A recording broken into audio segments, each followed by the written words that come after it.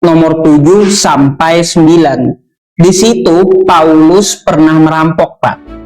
Ya, dia merampok jemaatnya untuk apa? Untuk melayani orang lain. Jadi rampok orang lain, menerima tunjangan dari jemaatnya, habis itu melayani orang pakai duit jemaat untuk orang lain gitu. Nah, itu kelakuan Paulus gitu, Pak ya. Jadi ada di dalam 2 Korintus 11 ayat 7 sampai 9. Silahkan kalau mau ditanggapi.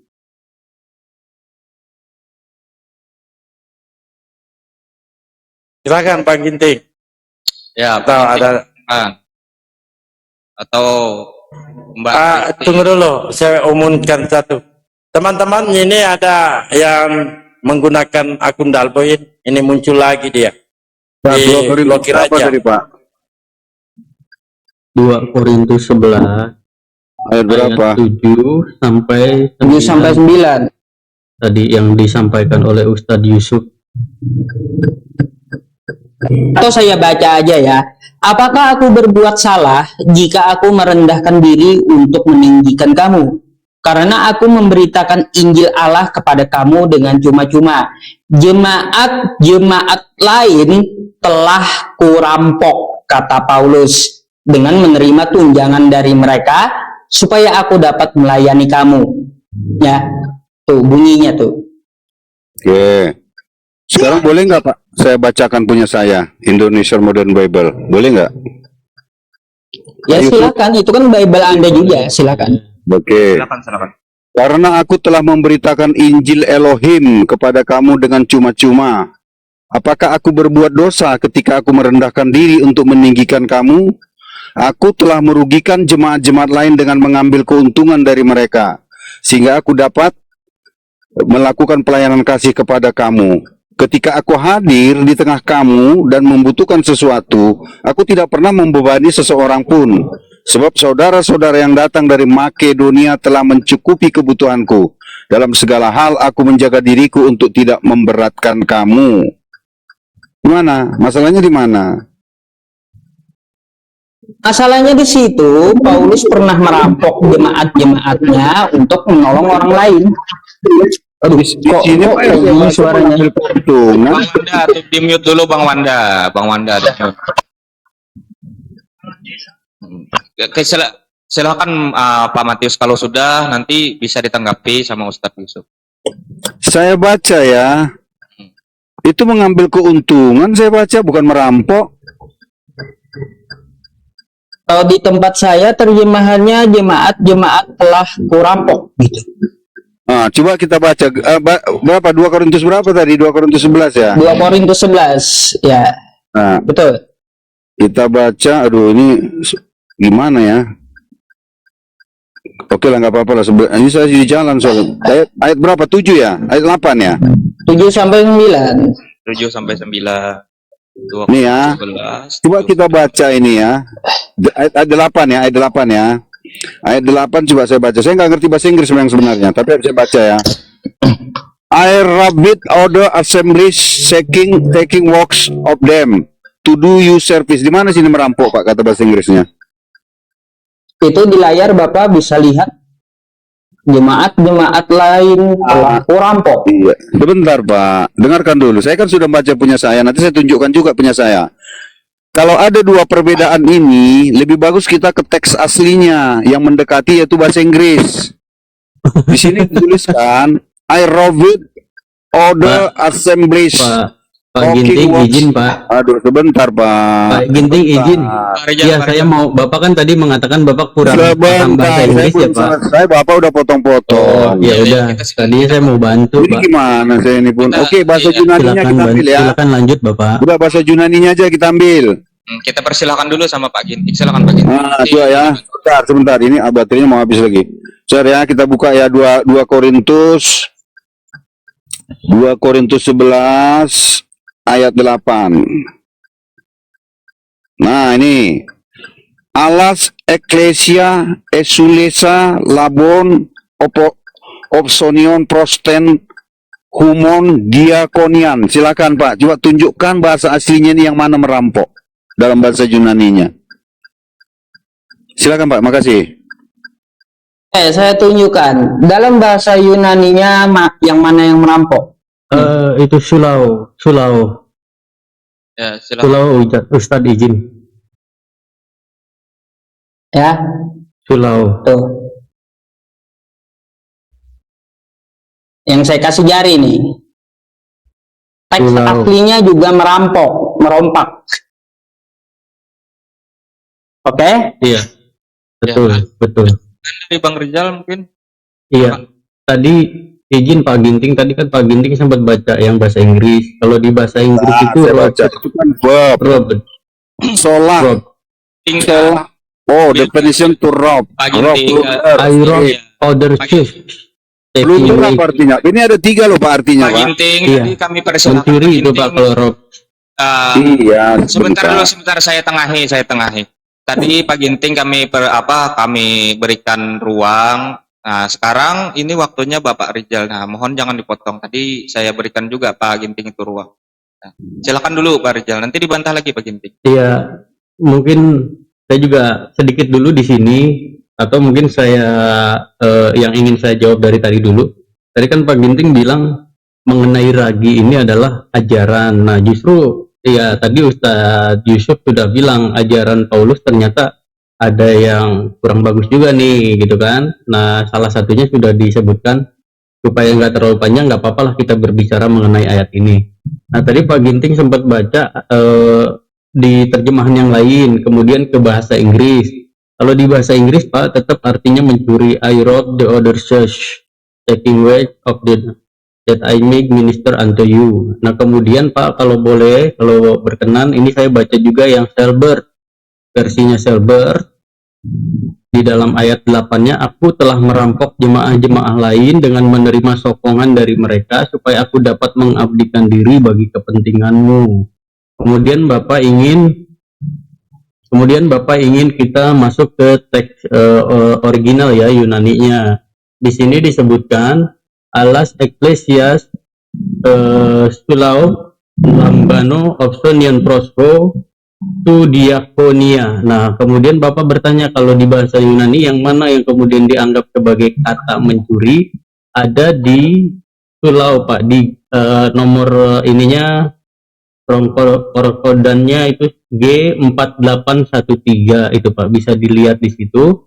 Kemudian apa terjemahannya? Itu adalah to rob, plunder, strip. Nah, to rob ini ya mencuri juga Pak, mohon maaf tanpa mengurangi rasa hormat ya Pak ya. Tuh ya. Jadi kan jelas tuh saya tampilkan data Pak ya. Data Paulus pernah merampok gitu. Meskipun di ini kita cek dengan bahasa aslinya, tetap bahasanya juga merampok. Nah, silakan. Ini sudah selesai. Nah, silakan Pak Ginting mungkin bisa. Oke, terima kasih ya. Ya. Kalau itu ya, to rob merampok.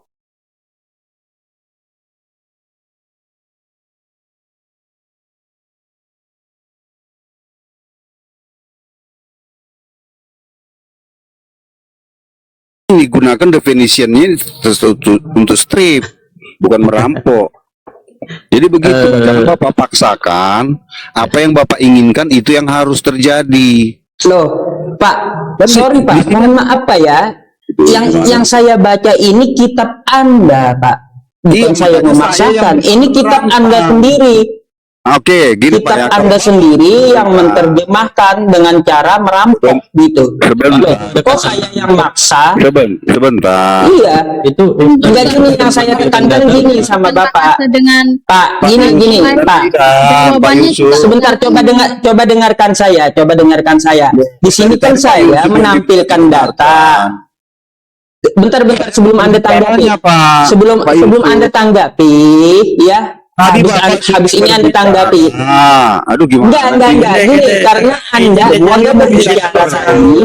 Ban Matius, Saya tadi udah lama loh Ban mendengarkan. Matius, Ya, ya. dengarkan dulu, dengarkan Ban Yusuf, dengarkan. Tadi saya disuruh mendengarkan. Begitu Tunggu saya mau dulu, bicara disuruh Anda sedikit saja, nggak sampai 1 menit. Saya nggak sampai Ya udah, 1 menit. begitu Pak, Nggak saya turun, sampai. izin turun dulu Pak. Ini dulu, Iya, tidak, elah. Mohon maaf ya, saya izin turun dulu. Ya, tidak, Anda menuduh kami memaksakan. Ustadz Yusuf, kalau boleh saya minta Tunggu dulu, dipencet Bang Ustadz Yusuf. Rizal. Bang Rizal, tunggu dulu. Bentar. Ya, gini, Bang Dalbo. Kenapa? Saya itu kan menampilkan data. Ini kitab mereka yang menerjemahkan LAI. Teks aslinya saya tampilkan. Bukan saya yang memaksakan. Itu saja yang mau saya sampaikan. Gitu. Itu juga tadi saya mau tengahi bahwa apa yang dinarasikan oleh Ustadz Yusuf itu bukan pemaksaan. Terjemahan LAI ini kan dari Bible saudara, Betul. lalu merujuk ke manuskrip. Nah, sama artinya. Jadi di sini kami tidak memaksakan. Kalau memang ada pemaksaannya, silakan Anda komplain ke LAI. Itu Boleh pada kan simpel. lanjut. Ya, Silakan. bahkan ditampilkan sendiri sama Ustadz Ustadz Yusuf, tadi. mohon maaf saya lagi nggak 2 handphone nih. Boleh lihat lagi Ustadz Yusuf tadi yang tadi. Silakan dibuka lagi Ustadz Yusuf. Ustadz Yusuf, Oke. maaf ya, mohon Tunggu. Mohon maaf. Biar tidak ada dusta di antara. Tuh. Pak Ustadz Yusuf boleh diklik yang 4813-nya tadi. Yang ini 4813. ya, yang itu Oke, bentar. yang merampok tadi. Nah, itu kan ya. Nih. Izin teman-teman saya Sulau. tidak mengurangi rasa hormat ya. Saya kebetulan sempat sekolahnya jurusan bahasa juga waktu SMA. Nah, kemudian lanjut kuliahnya bagian kesehatan. Tapi saya ada basic mengenai bahasa lah. Di dalam menerjemahkan itu, kita menggunakan definisi pertama, definisi awal yang harus lebih diprioritaskan gitu. Ketika menerjemahkan, baru kemudian ada definisi lainnya, definisi kedua, ketiga apabila perlu, itu tinggal disatukan mana yang mau digunakan dipilih. Tapi prioritas dalam menerjemahkan itu ada definisi, namanya definisi yang pertama. Kalau memang ada definisi kedua, ketiga, itu biasanya yang pertama dulu yang dipakai. Jadi saya nggak ada maksud menggurui atau apa, cuma sharing aja mengenai cara penerjemahan, mungkin gitu ya. Tadi Yusuf ya. Ya, terima kasih Bang Rijal. Ya kan saya nggak salah, saya memakai data toh, memakai Bible mereka toh. Terjemahannya yang saya pakai terjemahan Kristen juga.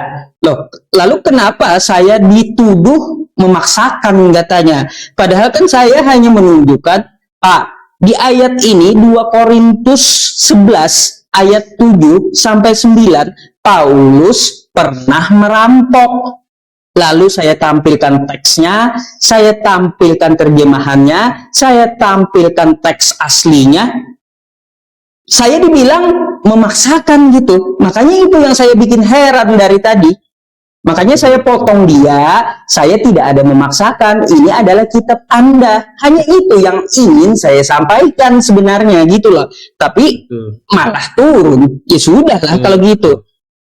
Betul. Alasan saja itu. Pak. Tadi kan yang pengen baca terjemahan lain Pak Ginting, terus Pak Ginting pengen bahasa Inggris, katanya lebih gede, lebih dekat ke teks asli. Pak Ginting juga. Ya, Kemudian pengen teks aslinya langsung Pak Gintingnya juga. Sebenarnya Ustadz Yusuf udah memfasilitasi gitu. Buka open kamera, pegal-pegal megangin handphone gitu kan ya. Iya, sudah diturutin semuanya intinya ya. Diturutin semuanya, di open cam, ditampilkan saja. Nah, malahan Ustadz Yusuf yang dibilang memaksa. Sebenarnya sih beliau sendiri. Iya, sebenarnya. Bang Benny kalau Pak Ginting kaget nggak apa-apa ya Bang ya sebenarnya ya Bang. Gini, Ya, kalau sebenarnya yang layak dikatakan memaksakan justru Ginting Ya, menolak bahasa terjemahan LAI, mengambil satu referensi dari KJP, tapi menolak juga ke manuskripnya. Seharusnya itu yang jadi pedoman yang utama.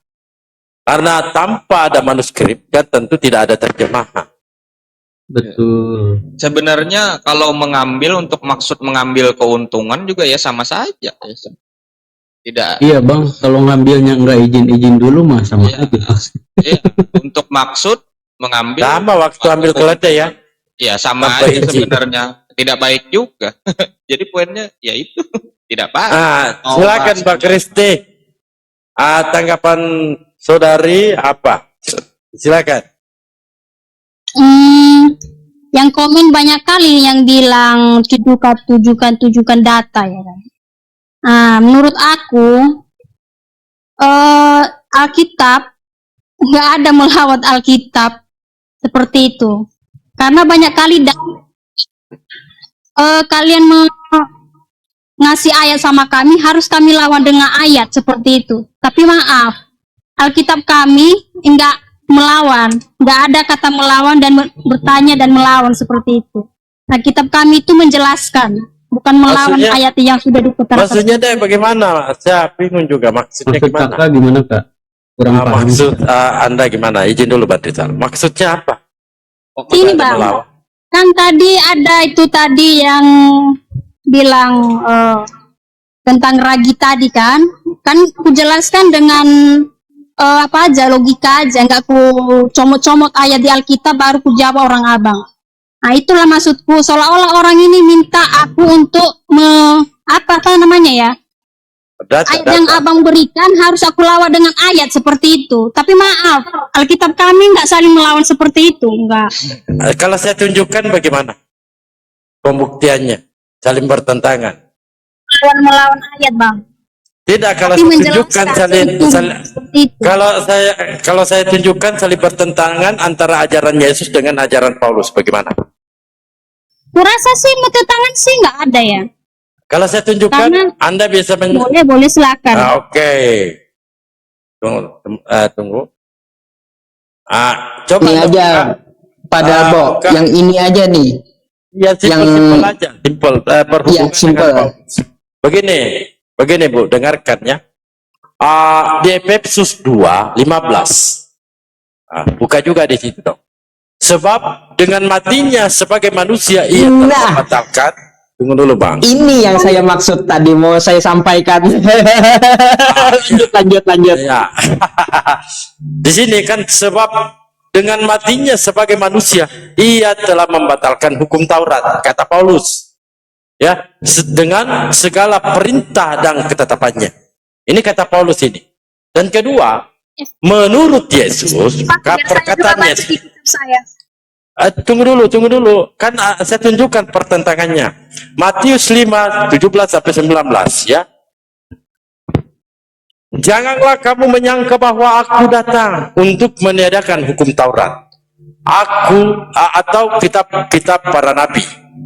Aku datang bukan untuk meniadakannya, melainkan untuk menggenapinya. Karena aku berkata kepadamu, sesungguhnya selama belum lenyap langit dan bumi, satu iota pun atau satu titik pun tidak akan ditiadakan. Nah, lalu bagaimana mungkin tidak bertentangan dengan pernyataan Paulus di Efesus 2:15? Bagaimana itu? Ini bertentangan ini. Satu membatalkan, satu menggenapi.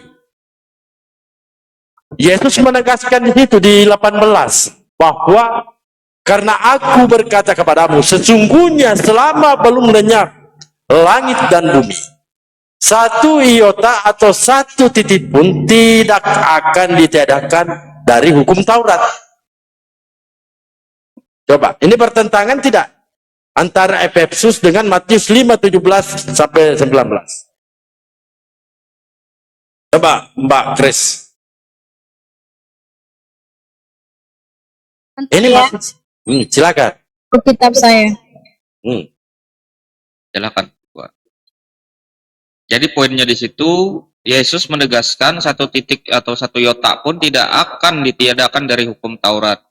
Nah, kalau Paulus di dalam surat-suratnya di Efesus 2:15, Paulus meniadakan hukum Taurat. Jadi bertentangan antara perkataan Yesus dan surat-surat Paulus. Itu poinnya. Silakan saja dibuka. Efesus berapa, Bang? Efesus 2:15. Efesus 2 nomor 15. Lalu Dua Matius 5. Efesus. Dua Efesus 15 itu. Bukan. Efesus 2, bukan 2 Efesus. Efesus 2. Efesus 2 ya. Iya, 2:15 nomor 15. Dengan Matius 5:18. Tapi boleh Anda mau mengambil satu perikop, silakan. Ini saya tunjukkan aja poinnya ya. Matius 5:18. Yang jawaban Silakan. 8. Paulus ini menyatakan di sini, sebab dengan matinya sebagai manusia ia telah membatalkan hukum Taurat. Yang dimaksud adalah yang kematiannya dengan manusia ini bukan hukum Taurat seutuhnya yang dibatalkan, tapi sebagai dia manusia. Ya diartikan adalah tentang korban-korban dulu waktu di kitab Taurat itu yang dimaksud di sini, Bang. Di kitab Efesus ini bukan tentang seutuhnya hukum Taurat, tapi tentang kemanusiaannya yang menjadi korban. Lalu Seperti itu. baca deh keseluruhan di sini. Sebab dengan matinya sebagai manusia ia telah membatalkan hukum Taurat dengan segala apa yang dimaksud, dengan segala perintah dan ketentuannya. Iya, udah saya Artinya dengan segala keseluruhan. maksud itu yang dimaksud itu tentang apa itu ya, korban di zaman itu yang dibatalkan. Ini kan manusia, bukan surat yang dibatalkan sama si Paulus ini. Yesus kan disalib. Ini yang dimaksud dengan Galatia 3:13. Ini nyambung Jadi semua. korban kan adalah manusia, bukan lagi hewan. Itu Sebab yang dengan matinya, dengarkan, sebab dengan matinya sebagai manusia ia telah membatalkan hukum Taurat dengan segala, paham makna segala perintah dan ketetapannya, ketentuannya. Paham tidak bahasa Indonesia dengan baik? Itu ketentuan ya, bukan masalah manusianya. Ketentuan Tauratnya gitu.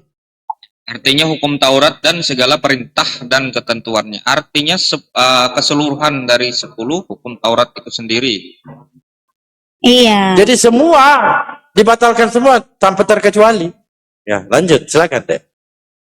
Kan di hukum Taurat ini kan banyak kali lah ibaratnya yang kata-kata ibaratnya tertulis di dalam situ, ada pengorbanan dengan hewan, ada juga memperoleh istri lebih dari apanya, ada juga yang berhubungan antara ibu, ayah dan anak, seperti itu. Yang dibatalkan adalah yang seperti itulah. Tapi yang baik-baiknya yang ada di kitab Taurat, ya mungkin masih ada sekarang orang yang mau nuruti. Tapi kan, semua itu kan ajaran ibaratnya, Bang. Ajaran buat kita di zaman sekarang ini. Yang terjadi dulu itu kita jangan melakukan seperti itu. Maksudnya membatalkan itu, ya hal-hal yang seperti itulah. Dengan datangnya Tuhan Yesus Hukum ke dunia ini kan. Tauratnya yang dibatalkan, dek. Ini hukum Tauratnya ini kisi-kisinya ada, nanti saya kasihkan buat Anda. Kenapa Paulus membatalkan ini? Supaya ketika Yesus dilantik oleh Paulus jadi Tuhan, tidak melanggar, tidak ada lagi larangan. Karena 10 hukum Taurat itu penting. Nah, sampai sekarang itu masih berlaku. Ya, coba kamu buka 10 hukum Taurat. Jangan sekutukan Allah. Jangan ada padamu ilah lain di hadapanku. Di Keluaran 20 nomor 3. Kenapa ada begini? Ini yang direncanakan Paulus. Silakan Anda ikut buka di Roma 14 nomor 9. Itu poin pertama. Di sini, sebab untuk itulah Kristus telah mati dan hidup kembali supaya ia menjadi Tuhan. Tuh. Jadi Anda kan lihat pertentangannya. di sini. Mau maksudnya apa? Silakan buka dulu, baca dulu di Matius 5:18. Apa katanya? Karena aku berkata kepadamu, kata Yesus, sesungguhnya selama belum lenyap langit dan bumi ini, satu iota atau satu titik pun tidak akan ditiadakan dari hukum Taurat. Ini pernyataannya. Langit dan bumi masih ada ini ya, Padalbo ya. Masih Tapi ada, masih kata ada. Paulus, segala ketentuannya telah dibatalkan. Nah, ini kan berlawanan gitu ya. Nah, itu yang kami tunjukkan tuh. Gimana tanggapannya? Terserah aja situ. Ini bang, Iya, ini. saya sedikit masuk. Bunda Bu Kristi ini sebetulnya tidak tahu apa isi 10 hukum Taurat itu. Nah, yang disebutkan Bu Kristi tadi tidak ada itu termasuk dalam 10 hukum Taurat nih, saya kasih tahu. Jangan ada padamu, ini pertama. Jangan ada padamu Allah atau ilah lain di hadapanku. Jangan membuat bagimu patung-patung. Jangan sujud menyembah kepadanya atau beribadah kepadanya, sebab aku Tuhan Allahmu dan Allah yang cemburu. Lalu jangan menyebut nama Tuhan Allahmu dengan sembarangan. Nah, kuduskanlah hari Sabat. Lalu banyak lagi. Hormati ayah dan ibumu. Jangan membunuh, jangan berzina, jangan mencuri. Jangan mengucapkan saksi dusta.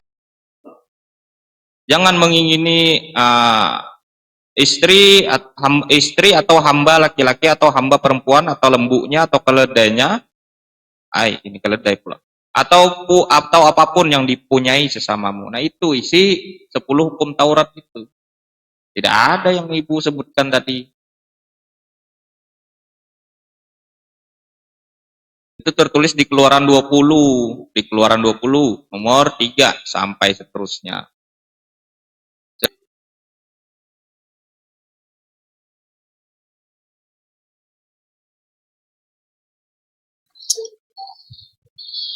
Tentang apa tadi yang ini masih belum selesai apanya tadi penjelasannya. Kan Tuhan Yesus berkata seperti itu. Ya kalau dia bilang udah ditiadakan berarti hukum Taurat nggak berguna sampai sekarang. Seperti itu. Jawabannya sih simpel aja sih sebenarnya itu. Paulus menyatakan seperti itu. Ya karena memang daging sebagai manusia itu yang sudah korban seperti itulah. Sebenarnya Bertentangan ajaran asli Yesus dengan ajaran Paulus itu bertentangan, bukan sesuatu yang simple, itu adalah sesuatu yang fundamental itu.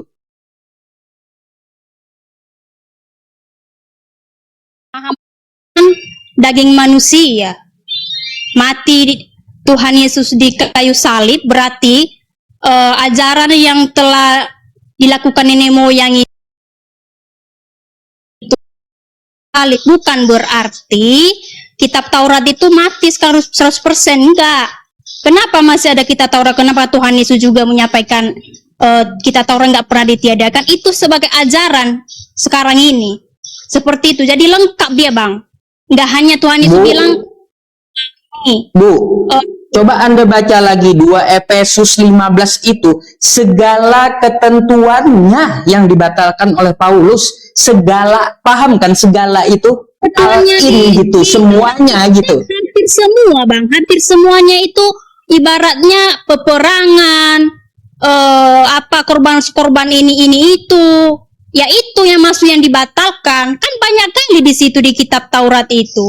Kan tadi saya terus bacakan yang dibatalkan lagi tentang nubuatan tentang kelahiran Kristus. Kan udah datang dia, udah otomatis. Nah, sudah tergenapi semuanya, jadi batal. Bukan berarti ditiadakan sekaligus semuanya. Jadi itu sebagai ajaran loh. Yang kita pegang sama sekarang. Seperti itu. Ada dulu Tuhan menciptakan langit dan bumi seperti apa ada sekarang. Kitab Taurat dan kitab Injil itu adalah lengkap satu dia. Seperti itu. Kan saya bacakan 10 hukum Taurat. Ini Ibu sepertinya nggak ada tentang peperangan. Tunggu dulu Ben. Ibu ini sepertinya tidak pernah baca Bible ya. Zaman itu banyak orang mati. Tidak, Bu. Ibu pernah tidak berapa sering ibu membaca Bible? Ini kalau kita seandainya ibu Saya punya ini, baca Bible. kita bisa Bible mengungkap saya di rumah. Makanya sejarah-sejarah. paham betul seperti apa Bible. Jadi mau kalian Ya, kalau kalau ada ada paham. orang pun yang goyang-goyangin ya nggak bisa. Ya, nggak apa-apa. Tidak ada. Tunggu dulu, Bet. Di sini jelas, paham tidak ibu berbahasa Indonesia dengan baik? Paham tidak ibu? Sebab dengan matinya sebagai manusia ia telah membatalkan hukum Tadi sudah saya menjelaskan Taurat. itu pemikirannya Tidak, tapi kalau itu Anda jawabannya. tidak paham, tidak perlu. Anda menjelaskan sesuatu yang tidak sesuai dengan kaedahnya. Makanya saya Di sini bilang jelas, ia Sama- telah membatalkan hukum Taurat dengan segala perintah dan ketentuannya. jadi percuma aja debat-debat seperti ini. Jelas percuma karena di sisi lain ibu tidak paham makna isi Bible. Ibu hanya beriman dengan dogma doktrin. Saya tetap Betul. Bible.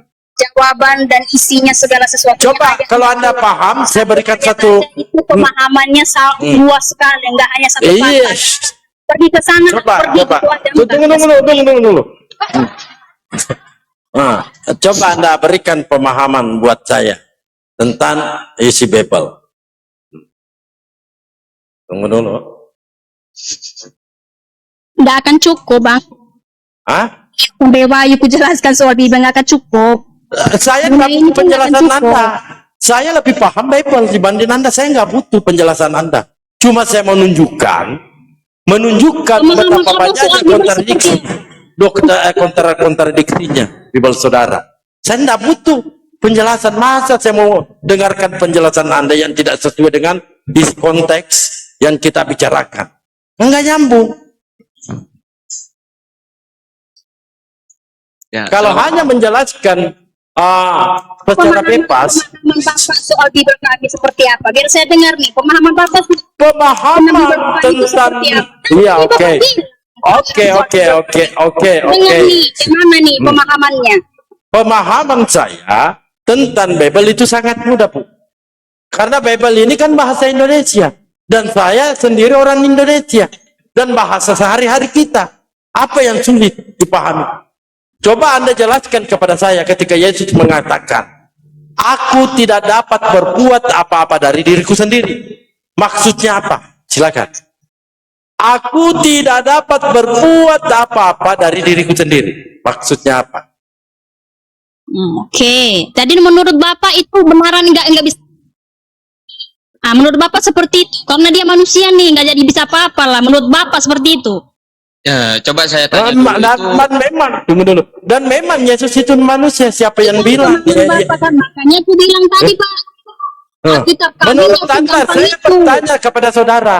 Menurut Anda, Yesus mengatakan demikian di Yohanes 5:30. Aku tidak dapat berbuat apa-apa dari diriku sendiri. Maknanya apa itu? Padahal mau saya tanya itu tadi sama Jelaskan dengan iman saya sendiri ya. Kalau orang abang di situ nggak paham atau bagaimana ya, aku jelaskan aja seperti ini.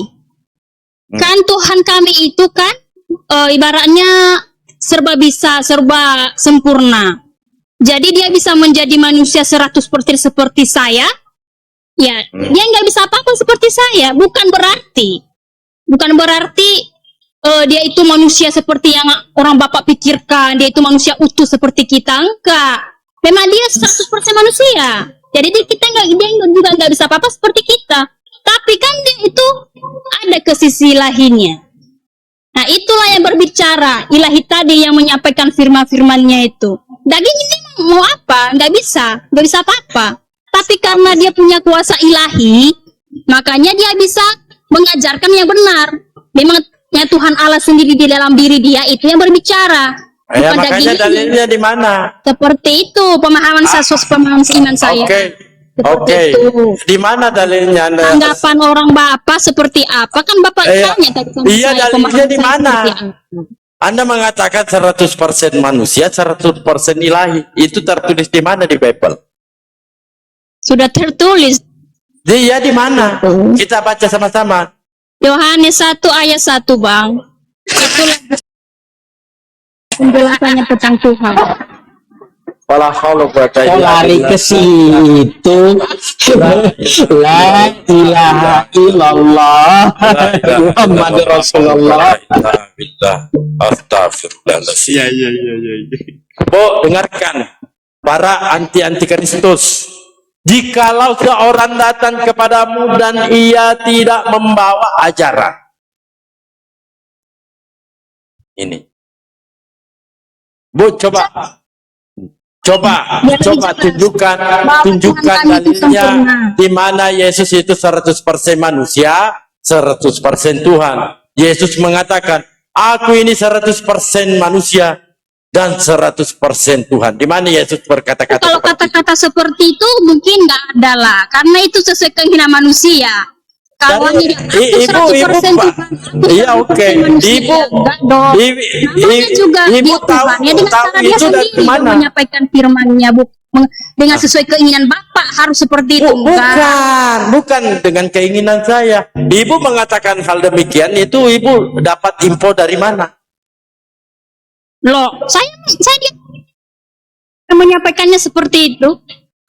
Dari informasi dari mana kalau Yesus itu 100% manusia, Orang Tuhan saya 100% berbicara sama saya kok. Di mana Ya, Tuhan jadi berbicara dia sama kamu? dia menyampaikan seperti itu sama Bapak dengan lewat mulut saya. Ya, Jadi di kalau mana? Bapak bilang begini begitu ya nggak bisa. Dia di mana? Dari mana dasar ibu mengetahui bahwa Yesus itu 100% manusia, 100% ilahi? Ternyata Anda mengatakan, ya Yesus sendiri yang mengatakan kepada saya. Sejak kapan? Sekarang saya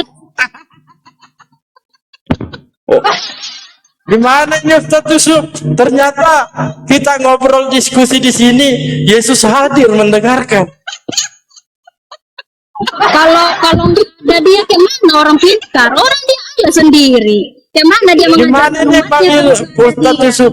Ternyata kita di sini, Yesus hadir mendengarkan. Jadi apapun yang diucapkan itu udah kehendak dia. Orang dia itu ciptaan dia saya. Izin, Jadi izin, apapun izin. yang gerak Izin, sini gerak izin. sana dia kehendak dia. Iya, izin. Membantah Berarti Bunda Kristi, berarti Bunda Kristi ini sama Yesus nih sekarang, Bu. Mata Bapak soal Enggak, saya tanya. Enggak, gerakan tangan kamu Bapak itu Iya, aja udah iya, kehendak dia kok. Iya.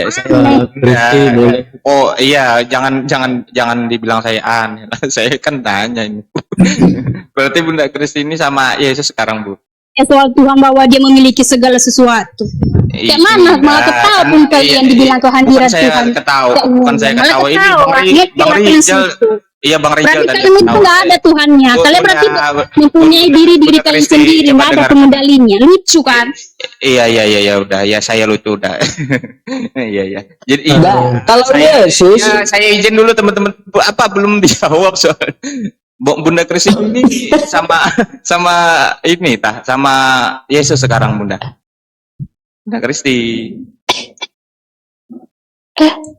Bunda Kristi. kalau Yesus lagi mendengarkan kita, kenapa Yesus nggak jawab gitu? Sebaiknya Yesus langsung yang jawab kita. Ngapain Ibu Kristi yang jawab?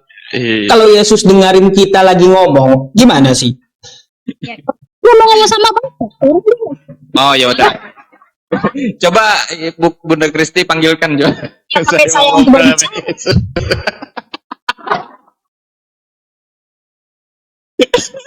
Dia mengenal Ternyata Ibu Kristen ini jubirnya Yesus ya. Tepuk kepala saya malam ini. Ampun saya, ampun saya. itu kan Ampun. tadi. Jadi Kak Kristi, gembira kalian dengarnya kan? Kak Kristi izin Kak. Tidak gembira, aneh. Itulah luar biasanya Tuhan kami. Orang ini cember-cember dari tadi akhirnya ketawa, kan? Iya. Benar. Jadi Luar biasa. Oh, betul, betul, betul, luar biasa, betul, betul. Iya, iya, kata. Jadi yang ada di dalam diri Mbak Kristen ini ternyata Yesus.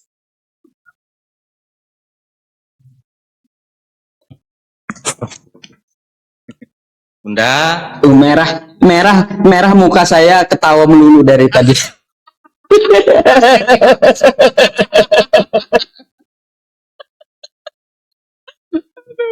terima kasih Allah. Allah kuatilem. Amin.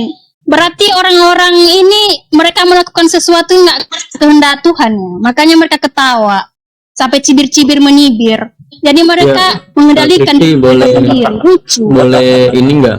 Boleh dijelaskan dulu nggak maksudnya Kak Kristi ini kehadiran itu di dalam benak, di dalam hati, atau benar-benar sedang ada di samping gitu Kak Kristi? Barangkali boleh dijawab.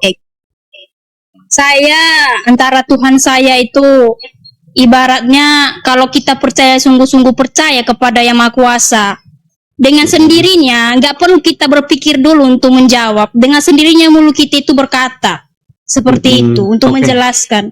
Nggak Oke. harus kita berpikir dulu Baik, dalam-dalam baru Baik. kita ucap. Nah, Baik, setiap Kak yang Kristi. kita ucapkan Kak itu adalah Kristi, kehendak izin. Tuhan. Dia yang Baik. mengajarkan kita. baik. Nah, Jadi kalau seperti Kak itu, Bang. Kristi cukup dekat dengan Tuhannya, berarti bisa langsung menjawab ya Kak Kristi. Boleh saya tahu Kak Kristi ini pemahamannya Tritunggal atau bukan Kak Kristi?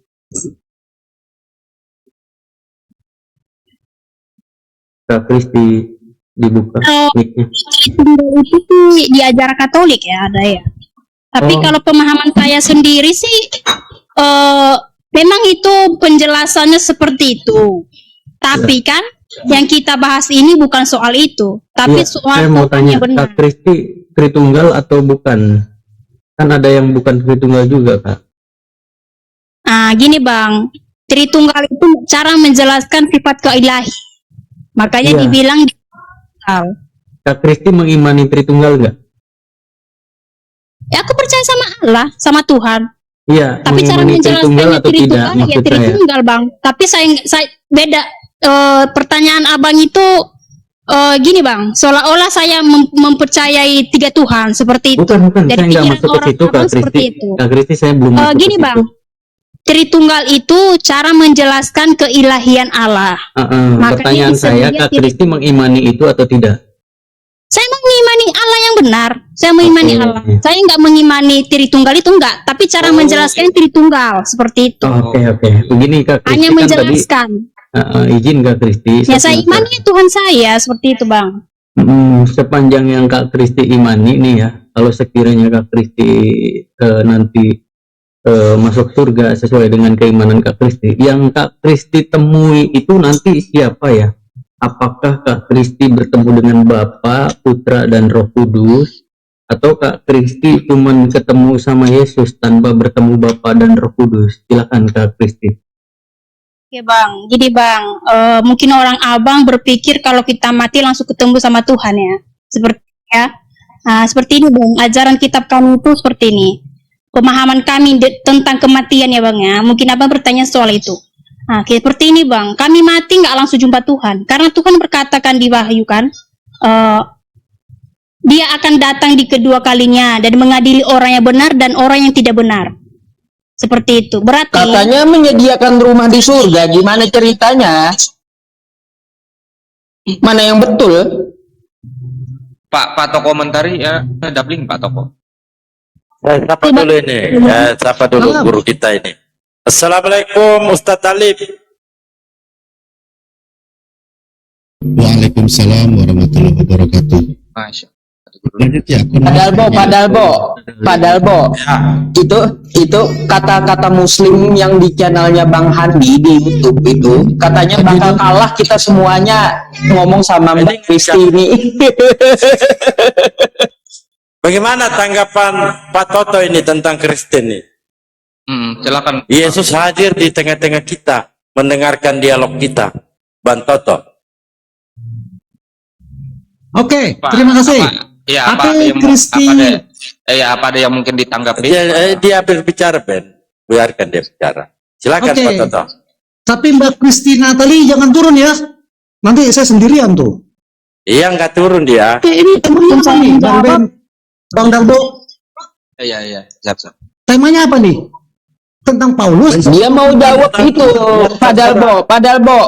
Mbak Kristinya mau jawab katanya. Ya sudah, biarkan dulu dia jawab dah, baru ke komentari.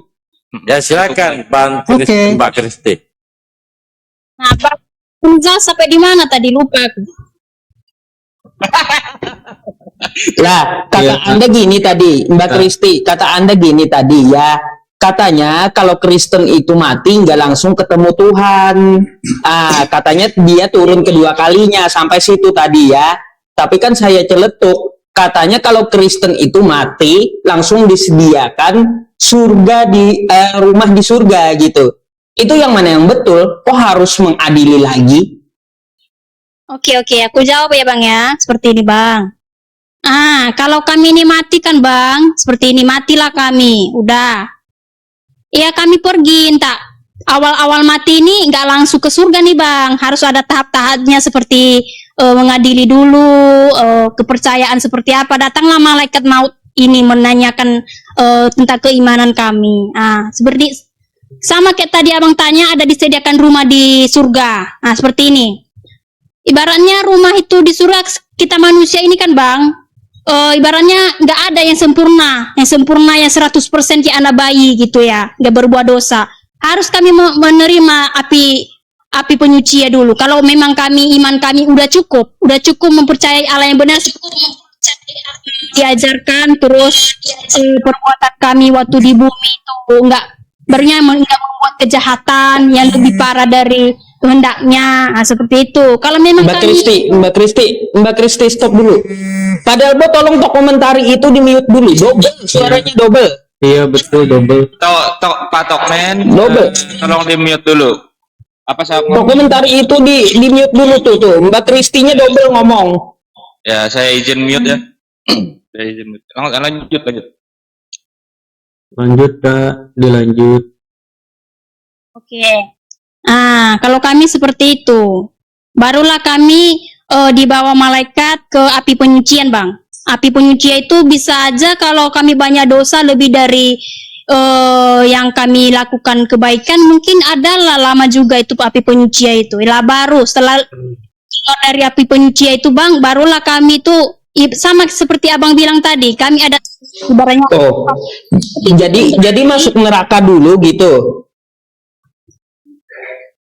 Masuk neraka dulu Mbak Kristi. Ceritanya Kristen itu jadi masuk neraka dulu melalui api penyucian baru masuk surga, disediakan rumah di surga gitu. Ini gimana konsepnya? Kok beda ya?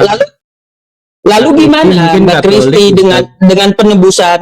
Dengan penebusan itu gimana? Sia-sia dong penebusan Yesus, ya penebusan dosa Yesus yang mati di tiang salib kalau harus diadili lagi. Kalau Kristen masuk neraka juga ke api penyucian, gimana sih?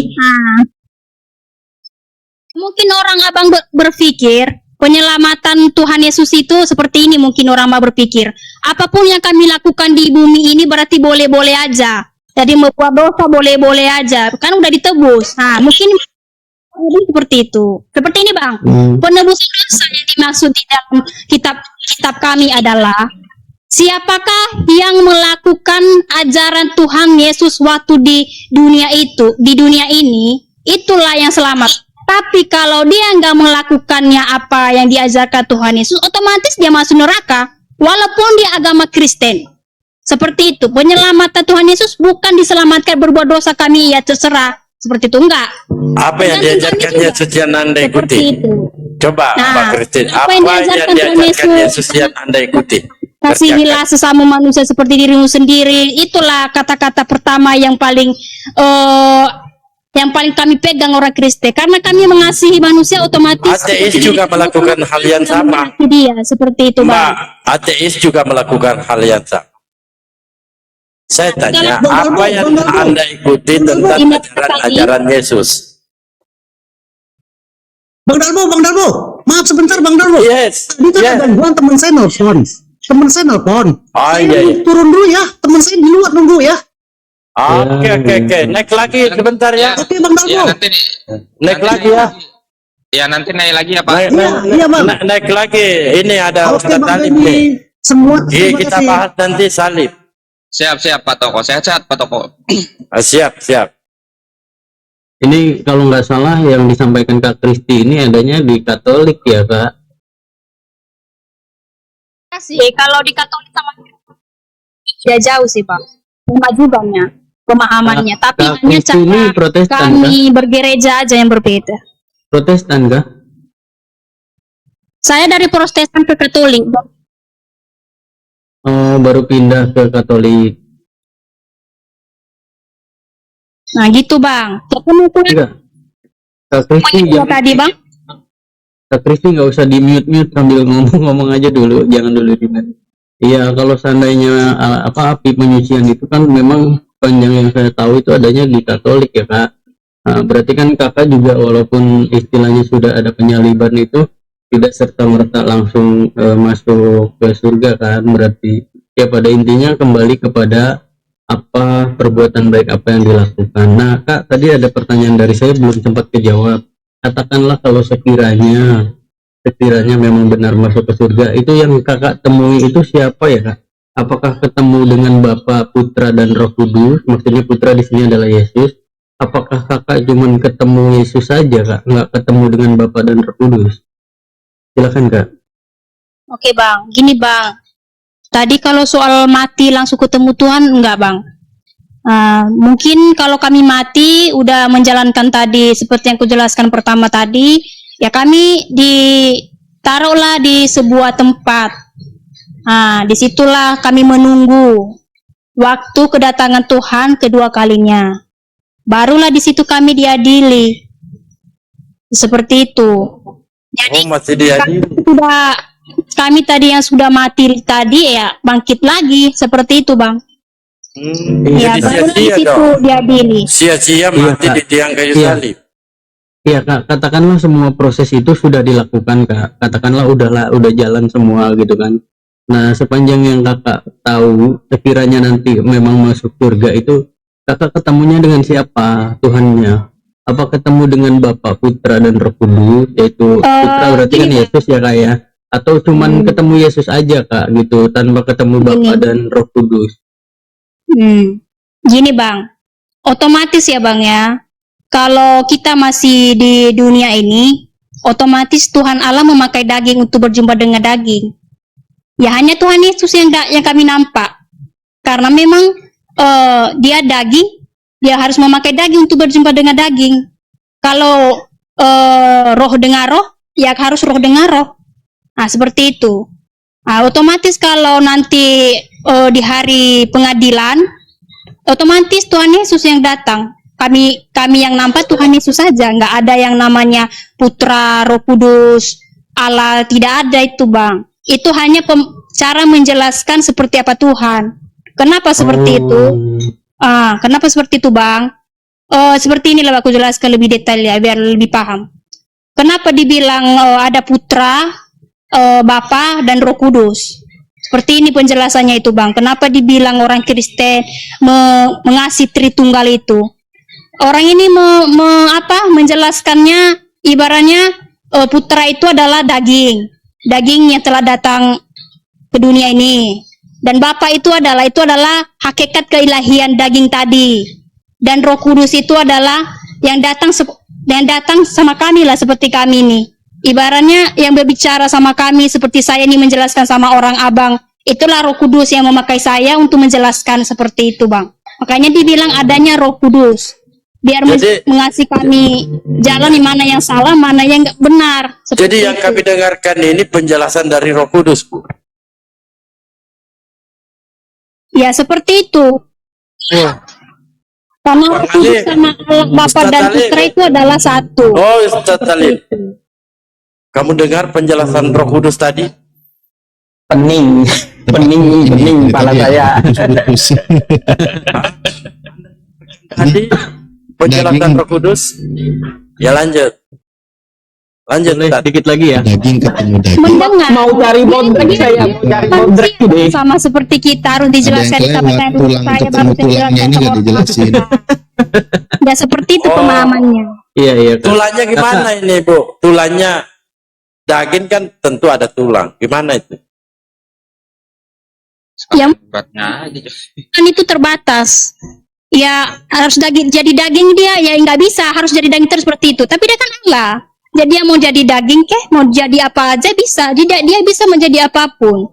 Jadi kita nggak bisa membatas soal itu kan. Iya, betul juga. Kak, supaya nggak terlalu jauh. Kak. Coba Mbak Kristi. Silakan Pak Khalid. Lanjut. Lanjut, Ustaz. Ya Wah, enggak, nggak merah-merah sih. tadi Lanjut. ngomongin daging sama roh. Iya ini isinya.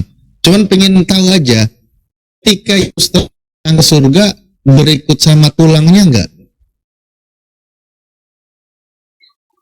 Maksudnya kalau hari Coba Mbak, sama daging-dagingnya Bang. waktu Yesus terangkat ke surga, kan dia habis bangkit dari kubur, disaksikan juga oleh murid-muridnya katanya. Terus setelah 40 hari, dia terangkat ke surga. Itu berikut sama tulangnya enggak? Yang kita nampak ya, yang kita dengar, yang kita baca kan terangkat ke surga seutuhnya kan. Ya mungkin nggak ada mustahil bagi Tuhan kan kalau memang dia terangkat daging-daging semua, sedangkan Ya. Nabi Kalau daging-dagingnya gitu, terangkat semua. Nggak ada tertinggal, hanya pakaiannya aja tertinggal. Nabi Elia loh, apalagi yang disebut Tuhan. dong kasihan. Malah nggak pakai pakaian. Kasihan lah Yesusnya, gimana sih? 400 ton kalau ada anak-anak tolong tulangnya, ada pakaiannya nggak ada ini. Ada aja. Kasihan Yesusnya. Gimana sih? Enggak, kalau Yesus sudah terangkat ke surga berikut sama tulangnya dagingnya, artinya nanti berarti ketemu lagi di surga nanti berikut daging dan tulang juga. Gitu Kak Kristi. Aku Berarti sekarang kan Yesus sudah di surga belum? seolah-olah orang Sekarang abang Yesus- ini mengartikan sekarang Tuhan Yesus sudah di surga belum? manusia di sini, nggak mengartikannya dengan sebagai Tuhan. Nah, jadi mau jelaskan Bukan. seperti apa saya nggak akan masuk. Ya enggak, pelan-pelan aja, pelan-pelan. Yesus terangkat ke surga berikut daging dan tulangnya, cuman tidak pakaiannya. Kan gitu tadi menurut Mbak Kristi. Ya enggak? Yesus secara bulat dia terangkat ke surga, oke? Masuk abang ini seperti apa ya? Kurang paham aku. Iya, makanya tadi pertanyaannya didengerin. Kan Yesus setelah mati bangkit. Kan gitu. Nah, setelah dia bangkit selama 40 hari, dia terangkat ke surga. Menurut Mbak Kristi tidak berikut pakaiannya. Cuman Yesus ini typing di bawah. Cuman Yesus terangkat ke surga gitu loh. Kan gitu. Kan Yesus terangkat ke surga bersama dagingnya. Bener nggak? Orang disaksikan orang kok.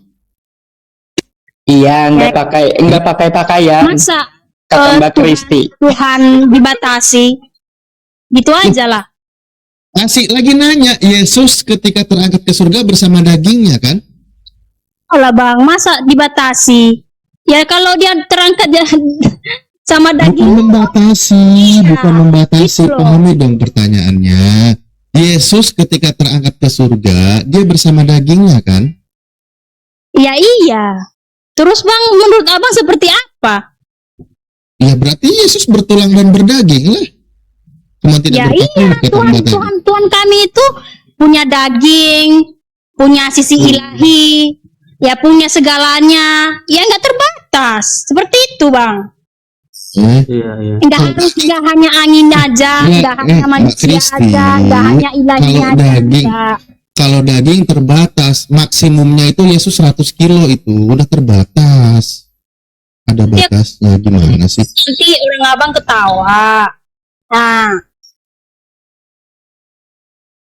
Maksudnya Masalahnya gini tadi Mbak Kristi, Mm-mm. katanya naik ke langit dagingnya saja nggak pakai pakaian. Ntar turunnya gimana? Nggak pakai pakaian juga kak? Ibu yang bilang tadi. itu kan udah aku bilang. Cara pemikiran orang abang ini ibaratnya dangkal. Jadi hanya memikirkan kalau dibilang B ya B aja gitu. Iya, enggak. Enggak, Seperti saya, itu. saya lurus-lurus aja kok, saya lurus-lurus aja. Ya, Tadi sama kan Ustaz sudah- Alif tuh lurus. kan tadi terangkat ke surga Yesus. Ingat loh, Yesus kan mati 3 hari, lalu bangkit setelah 3 hari, lalu dia selama 40 hari di bumi. Habis itu dia terangkat ke surga.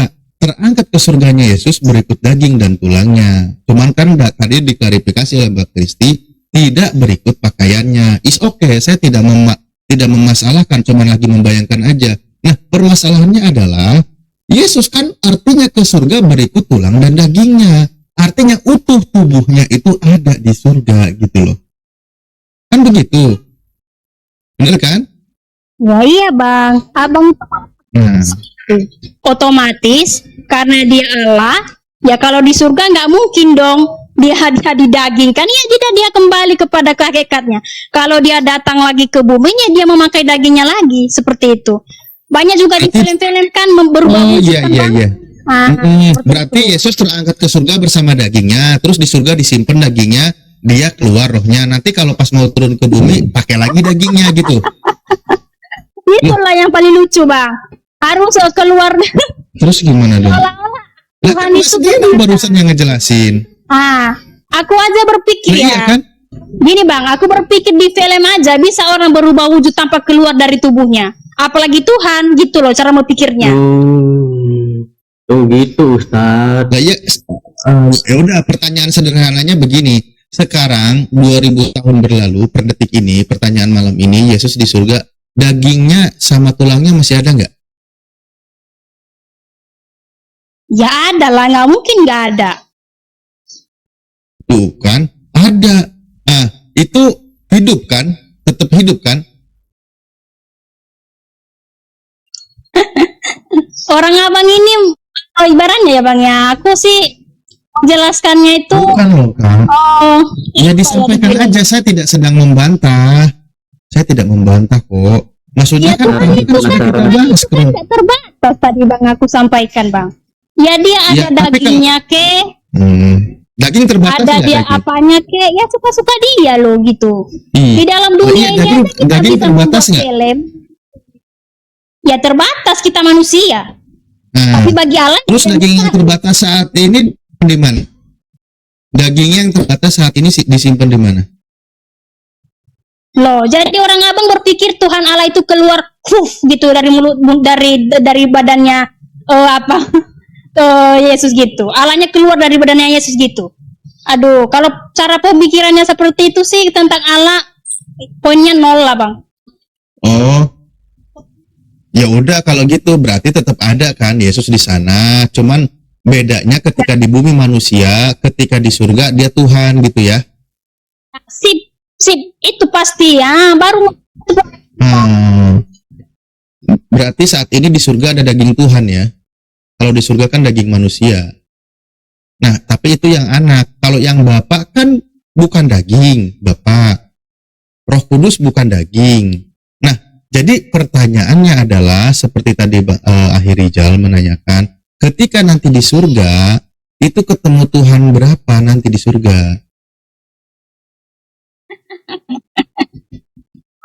aduh. Loh, kok aduh, kan ada yang daging, ada yang bukan daging. Itu tentang anak ya. Beda sama bapak. Ya, sedangkan kepercayaan kami itu Tuhan itu adalah Allah. Terus abang bilang lagi beda sama bapak. Ya kayak mana pemahaman itu? Mungkin pemahaman abang itu, enggak pemahaman aku. Beda. Bapak kan bukan manusia. Emang bapak manusia? Emang Kan bapak kami, berdaging? sedangkan kami menganggap Tuhan Yesus itu adalah bapak. Abang bilang bukan Mana ada bapak.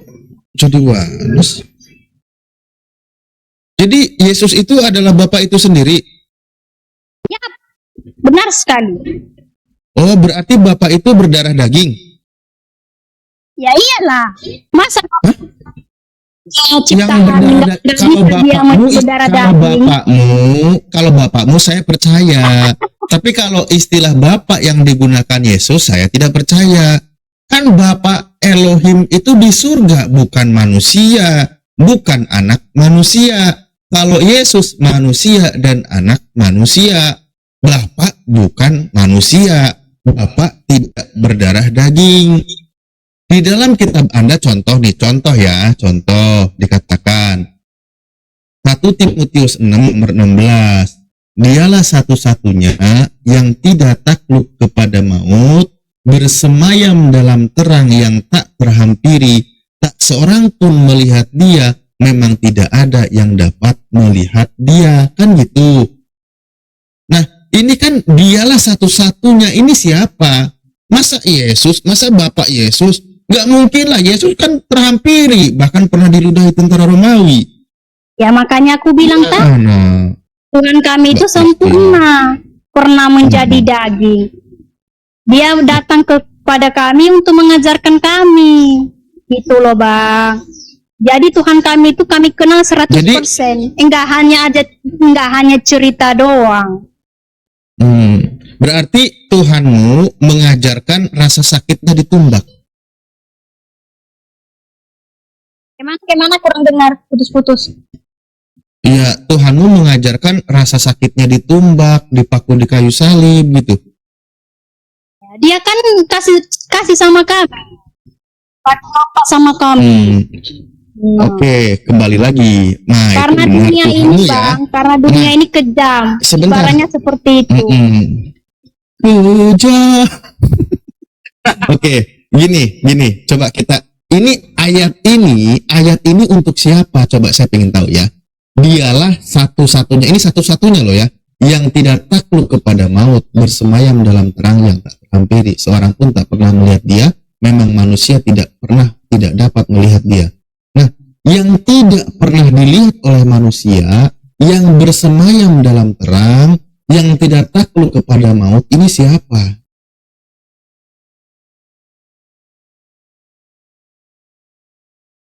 Di kitab mana itu? Siapa, Kak? Kitab seperti itu. Kitab mulai 1 Timotius 6 nomor 16. 1 Timotius 6 16. Itu bunyinya. Ada lagi 1 Timotius 1 17. Jangan-jangan Roh Kudusnya hilang. Kalau daging kan terhampiri. Bahkan dia pernah dikeplak oleh tentara Romawi. Tangannya dipaku, lambungnya ditumbak, kepalanya dikasih mahkota duri. Itu kan terhampiri. Sementara di sini dikatakan seorang pun tak pernah melihat dia dan memang manusia tidak dapat melihat dia. Oke. Yang dimaksud itu kan Bang, tentang keilahiannya Allah, bukan darah dagingnya Allah. Itu yang dimaksud di ayat itu. Otomatis lah Bang, kalau keilahiannya Tuhan Yesus sih nggak bisa disentuh, nggak bisa diapa-apai. Tapi tadi katanya Yesus Bapa itu sendiri. Ya iya dah. Kan Allah memakai Yesus, tubuhnya daging. Ibaratnya itu namanya Yesus. Dagingnya datang ke dunia itu berarti terhampiri. Ya iya. Tubuhnya daging itu Tuhanmu bukan? Dipegang di zaman itu. Bukan berarti. Tubuh Yesus itu Tuhanmu bukan? Ya Tuhan saya lah. Orang Allah memakai tubuh. Ya itu namanya Yesus. Berarti Tuhanmu kan bertubuh, berdaging, ya iya. berambut, bertulang. Nah, itu Tuhanmu bisa dilihat gitu loh. Tetapi pernah dilihat, bukan bisa dilihat. Pernah dilihat.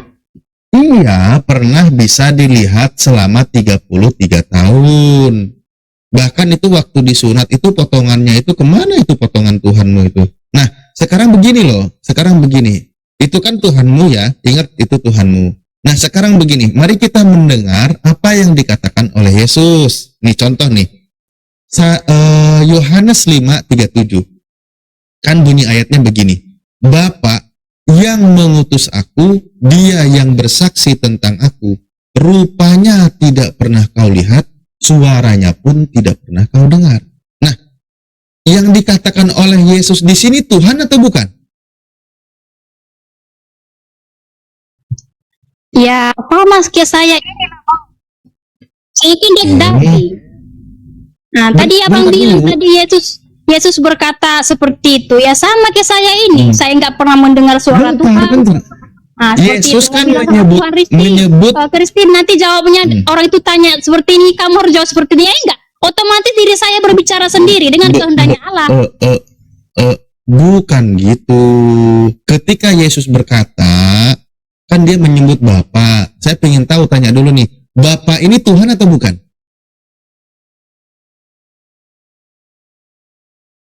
Yang disebut Ya, Tuhan. Bapa ini Tuhan atau bukan? Nah, Tuhan. Tuhan. Oke. Berarti Bapa yang disebut Bapa Tuhan itu ya itu ini ilahinya Tuhan Yesus. Ilahinya Tuhan Yesus. dengerin dulu. Yang di dalam Yang diri dikatakan dia. oleh Yesus. Bukan. Salah, dengerin dulu makanya.